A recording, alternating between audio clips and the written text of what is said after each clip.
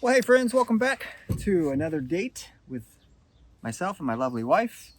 Uh, got a little bit of a surprise topic for my wife. She doesn't know what we're going to talk about. Might be a little controversial. I don't know. We shall see. But it's something that you said recently that really stood out to me.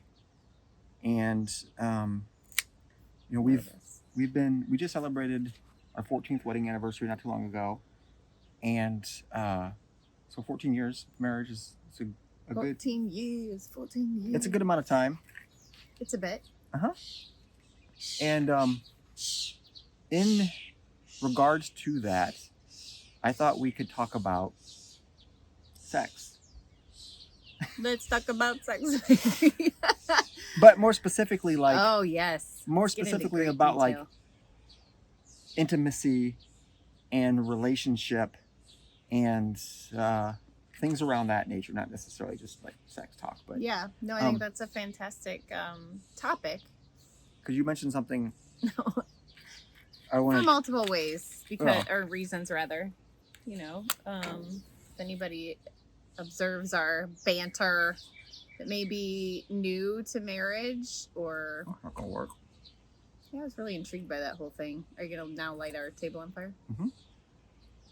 Or people that have been down this road and are farther along in their marital journey. The cigar shop gave me this to light my cigar with, and I didn't do much. Really do. Yeah.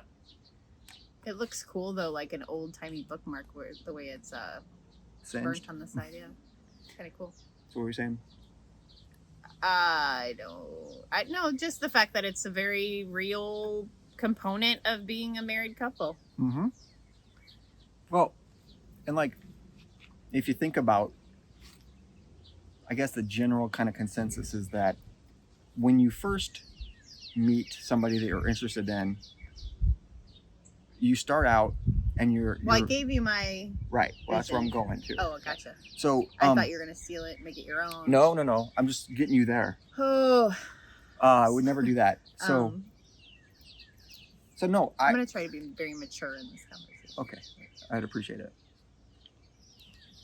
But no, when you start out dating somebody, it's very much about physical attraction, learning about the person.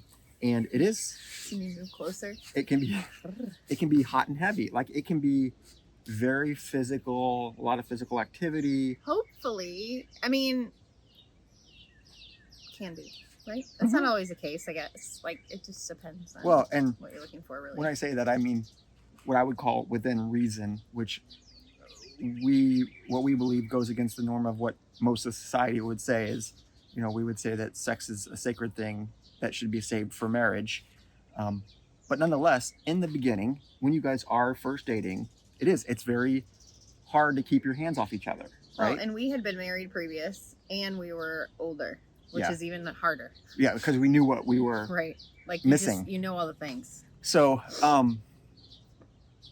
so in the beginning, it's really a lot of physical contact, and it's really difficult to keep each other apart. Like, you want to experience things together, and so it's really, really challenging to abstain from that. But then as you get married and you move through life, like I said, the stereotypical old married couple is, they basically just cohabitate, they don't get along, or if they do, they don't do much, and then any kind of intimacy is way down. As important goes, it's like way down at the bottom of it, especially when you got kids and sporting events and just busy chaos in life and jobs. And so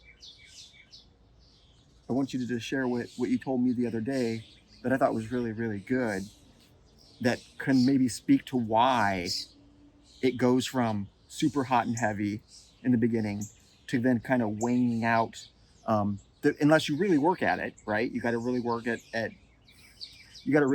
wanting that intimate level and working to make a marriage work, and for you guys to continue to be close and learn about each other. It becomes more challenging, I think, the longer you're together. Mm-hmm. And you had a great analogy as to why that might be. How vulnerable should I get in this conversation? I don't know. Yeah, I struggle with, and I'm sure I'm not alone. It gets more challenging, and I constantly think about, are we connecting enough, and not only on a sexual level, on an intellectual level, are we Emotional connecting, level. yeah, like are Yeah. we just staying in touch with one another and connecting as two people that are essentially partnering in life together, and a lot of things are involved in that. And so I think about it often, but I was really intentional to be thinking about it this past week, and as I often do, have all of my thoughts at one time. And it's either at like midnight when I'm trying to fall asleep, or 2 a.m. sometimes when I wake up out of sleep, or very first thing right before I'm like legitimately up at like 5 in the morning. So, I think it was kind of like a thought process in all three of those time sets, but I got this visual image. And, sometimes when these things come to your mind, it may not always be your own wisdom. I think sometimes we get sort of an image imparted in us from something greater. God. Yeah. But I mean, yes, for us, it would be God. So I had this image, because for me I'm visual, so I need that. When you start out with someone, and not in a literal sense, but you're very naked, you're very vulnerable, you're very unclothed, I guess, so to speak, metaphorically. You're talking like emotionally, intellectual, like there's. Yeah, and I'll elaborate. Like, Yeah, so, when we first started dating, our initial meeting, it's butterflies. We don't know you're going in a very clean surface. We had conversations. So, we knew that we weren't both like psychos or like serial killers or. Jury's still out on you. Okay. I think you're pretty confident that I'm a normal person, but fair enough. We're still trying to figure that out. I'm hoping your 20 will really give us some confidence. My 20? Year 20, I think I'll know whether or not you are a complete by psycho. year 20. By year 20. We're only on 14. And going in on the date, you're thinking, okay, we're going to really get to know. We had like dialogue banter, stuff like that, but we hadn't got to the real nitty gritty of like, what do you want out of your life? What do you see yourself? We covered a lot of terrain on our first date. Some of which I had came into our relationship with a child. So that was, something else that we covered. Despite just those kind of conversations, it's still very raw. So we operated, as many people do when they first meet, out of a lot of like passion, instant, I would say, chemistry. I definitely was attracted to you. Clearly you were attracted to me. True. It's true. No, I mean, and I think that's vitally important. There are people that don't look for that when they're choosing a partner. I happen to think that that's very important. And here's the next section, is that I had this image that as you go along in your marriage, you are starting to add layers. And I thought of it as in like clothing layers, to where, you have an argument. It's like you put on a t-shirt. You have something that happens with your children. You put on a hoodie. You're not wearing pants yet. You like something, someone gets ill or another family member dies. You're putting on a pair of jeans. Like all those things that kind of like almost cause like a shelter or protection, and keep you from your like nudity, so to speak, and literally stand in the way of the ability. And mostly for women, I'm sure men to an extent. Really, I'm talking about women when I say this, because we're just very emotional. And so you're clothed with all these things, and then it's really hard to get naked, literally and figuratively, with your spouse. You have to take off one layer at a time. I feel like you have to be able to process and do that. You have to talk about the sweater that you put on and why it's on and what made you put it on. Or am I willing to take the sweater off yet? I don't know. See, guys are like, I think they have their entire layered wardrobe on like a zip string or something. They just pull it and it just everything drops I off. think guys are willing to try to have sex through the clothes. Like I'll When it- just when it comes to the- I don't even need to be naked at this point. When it comes to if sex is an option, it's like pull all it's gone. Yeah. I'm good. a ripcord. Emotions That's are funny. done. I'm okay. Let's go. It's like one of those rip outfits. Like people have Yeah. to change costumes really fast in a show, and you're just like, Yep, birthday suit. Here we go. But no, you're right. It's very much like an onion layering process. You have to, because you put them on over time slowly, and if you don't talk through those issues or talk through those problems, then they build up. mm-hmm. And then when it is time to, like, you know, one of you is in the mood and the other one is not, it's like you've got a lot of stuff to work through. And I remember reading about this couple. They were really struggling in their marriage, and they made a vow, so to speak, to have sex every day for 365 days and see if it would, there's a bug in my glasses, repair their marriage. Dang, And at first I thought, that's intense. And I remember you were like, yeah, we should try that. But the thing is I think what they meant by that most is that, intentionally. well, for women to get there sometimes into the mindset, you know, especially, gosh, the older your kids get, they're just up later. That's a big thing. That's true. You know, I've heard of some people just say, like, we're going to the store. I've heard that, like, all people have these codes they do at their house where they're like, Dad and I are going to the store, we're going to lock the door. I'm not someone that necessarily feels Are they shopping online? comfortable. Or like, what Yeah, am I and don't Dad know. doing? I don't know. Yeah, well, we're not going to lie to our kids, but also, too, we're not going to share things No, that they don't need to know about. It but- was a comfortable code for kids to know Dad and I are going to go be together. Oh, so they intimately. knew they weren't going to the store. Well, yeah, I don't think they have a store. Yeah, it was code, so Okay. that they weren't like, Dad and I need to go I womp see. womp or whatever. Womp womp. That sounds too negative. Womp womp. Whoop whoop. Mom and I are going to go whoop whoop. We're gonna go whoopee. It can be just exhausting to where when everyone is finally in bed, and I happen to stay up late for that reason. By the time everyone goes to bed, I'm like, okay, finally I can like have time to just do what I want and space out. The last thing on your Whatever. mind is Well, yeah, and then by Sex that, so our situation's interesting too, and this is where you have to like really think about it and be very intentional because you get up early now, so I don't have the morning pocket. Like I used to be able to get up early and have your own quiet and have time. my own time, and then your brilliant brain decided to get up at 4:45 and take that from me. I didn't take anything. Well, you did. No. You just started getting up at 3 then. Yeah. You did. Well, you gotta do what you gotta do. No. But It was like, so you're I like a just news anchor. yeah. But I do, you know, I know for myself now, and I think just my age as well, I've learned that I really need time alone. I Yeah. need my own time. It's how I fill my cup. Refuel time. Whatever. I'm actually much more introverted. I put it all out there and then I don't get fueled from that. Being around people, that doesn't fuel me. That I Right. enjoy it and I give it all I've got, but my fuel comes from silence and independence. So when you're going to bed at 8:45 or 9 o'clock, and that's when I start to go, oh, the likelihood of my wanting to then venture right upstairs before you fall asleep and have some time together is not often. Sure. You know, again, so you have to like figure out how to make it work. And It's not easy. it is important though.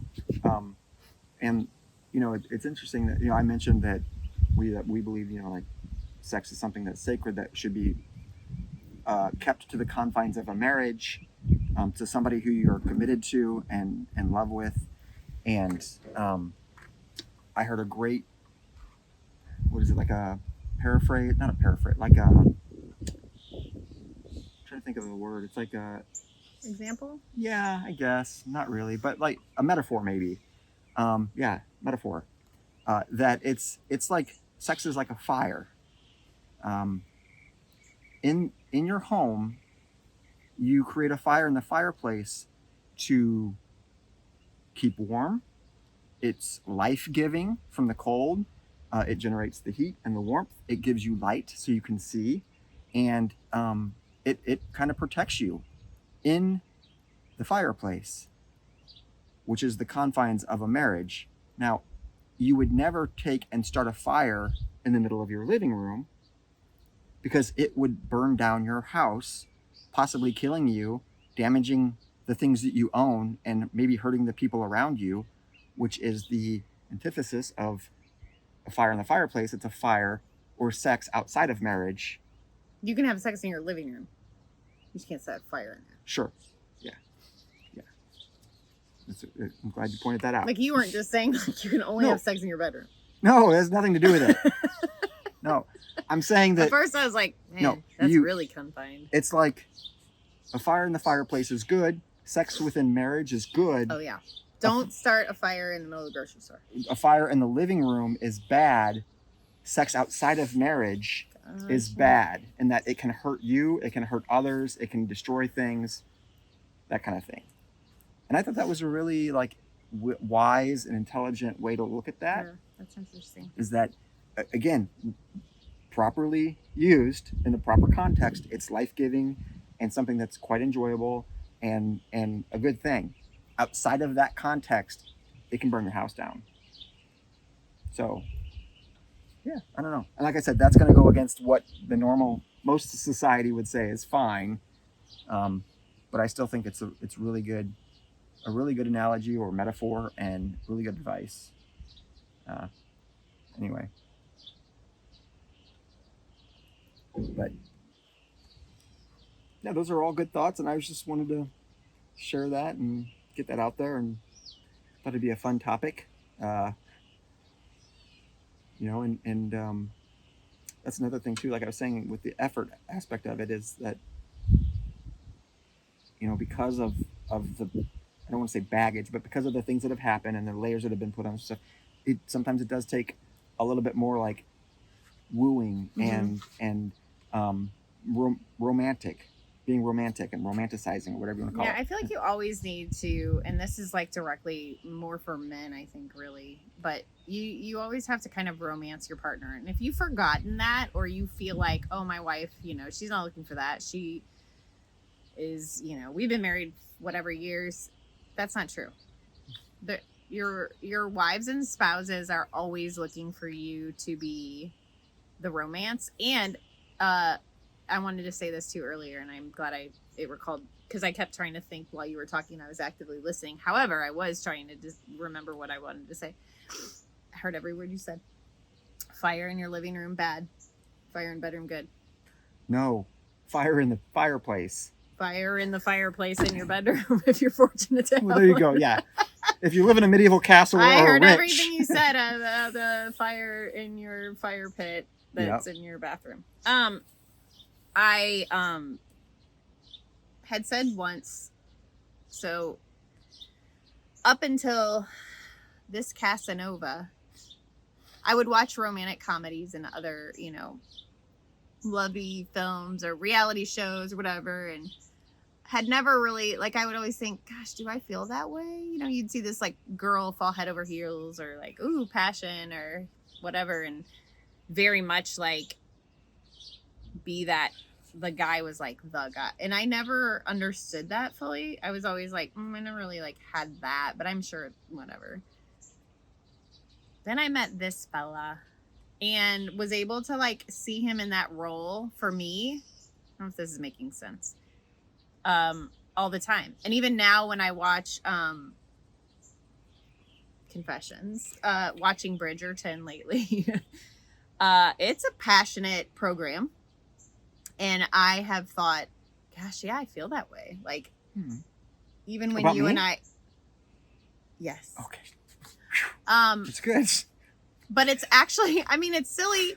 I had a doctor once tell me that I should read trashy novels to get my libido up. But now that I'm thinking about it, what watching a passionate program like that, or, if it's a Bachelor or whatever, there's these like romantic scenes or two people have a spark. But what it's causing me to do is to remember back in the dating vulnerable moment, that passion. And so that's a good thing. That's a good thing for me to go, okay, still that hot hunk of cheese. You're lactose intolerant. Oh no. Never mind. So I think that part is really good because I still see you in that role. And then when we do connect, it is better than ever. So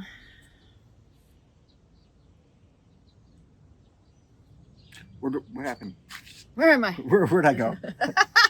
I drifted off there for a second. Yoy. As daydreaming. Night dreaming. So, I think it's important to have that. And if you're looking for somebody, I would encourage you to make sure you've got that, because if it's only going to get harder to go back to get there and find that, you don't want to start off with a burnt match. Let that flame. That's a good point. If the candle's dimming out, you're going to need ways to get it thriving again. And so if it's already a dud, like a bad firework, just fizzles. Yeah, there's nothing worse than that. So make sure when you meet that person, if you're not feeling that rapid heartbeat, can't wait to see him again. Well, and you've had so many of your friends say to you, your husband is hot. No. Say to you that they're dating somebody and they're like, well, I don't know. I mean, he's all right and stuff, but nice. Yeah. I don't know if I'm attracted to him yet. And then the whole thing is because they feel like they're older and they feel like their options are limited and stuff, so they start to settle. And you always say, yeah, if that's how you're feeling now, nope, out. Because if you're not all fluttery, butterfly-y, and for my kids, yes, it is wonderful. Being married is wonderful, but I've also seen very happy people that are not married, that are single and our age, getting older, that are just as content. And I would say partnering with someone is wonderful. You have someone to grow old with and do life with, but it's also as equally challenging. So if you're not feeling this passion, you're in for a rough road, because without that part, I'd be ugh. Yeah, we have some very differing opinions on certain things, and sometimes it's a struggle, and it takes a lot to get through and talk through things. But certainly because of our groundedness, and I think our connection and the things that we believe in, we have a similar belief system, and I think that really draws us, and we both know that about each other and consider that, and I think it really pulls us back to what's really important and has allowed us to get past disagreements and different things, and as hard as they've been at times. So you definitely need that connection, that spark, that togetherness, whatever, to get you through the hard times. What? Nothing. Well, what do they say that two strands braided together? Oh yeah, and then the braid. If you have a third, the braid is what the rope. It's much stronger, and so it would be me, you, and God, and that's something that we have in common. That's the core foundation of our belief system in our lives, and so I think the three bound together is much stronger than it would be if it was just you and I. Yeah, I kind of thought of it it's like a computer charge. If your computer's dead, you're just having some really difficult times and you're not connecting at all, you put that plug in the socket. Yeah. By the next morning, it's charged. You're ready to keep trying to go. You might want to, I don't know if you know what you're doing if it's in there in the next morning. Just a guess. All right. When you plug your computer in and then you take the plug out and you plug it in again. All right. Well, thanks for stopping by, guys.